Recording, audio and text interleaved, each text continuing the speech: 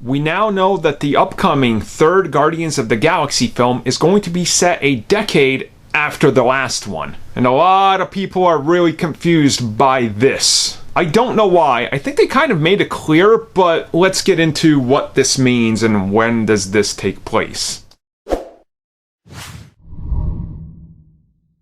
So when they say it's a decade after the last one, they're talking about Guardians 2, not Avengers Endgame. I think that's where some of the confusion comes in.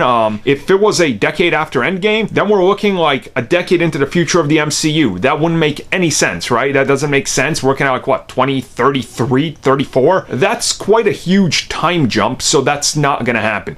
What they mean is it takes place a decade after the second film. Now, people are still confused because they forget the second film takes place only 6 months after the first film, which takes place in 2013. So if you add a decade onto that, you're looking at 2024, possibly late 2023, maybe 2025 if you really stretch it, right? So by that logic, you can understand that it takes place after Avengers Endgame, after that ending, because Gamora's out there and that's where the story's leading, and it's more than likely a year to 2 after Avengers Endgame, after that final scene. So now I think you start to understand when the film takes place and things are a little bit more clear, because they're not going to jump so far into the future that every other Marvel film has to play catch up with it, right? That's not really in their interest, so you just kind of have to think about it logically. Now, I understand why some people might have been confused, because the explanation of Guardians 2 being so, close to Guardians 1 really wasn't there. It was kind of just like, oh, it takes place, and people just thought chronologically it took place when it came out, which again, that doesn't make sense. So yeah,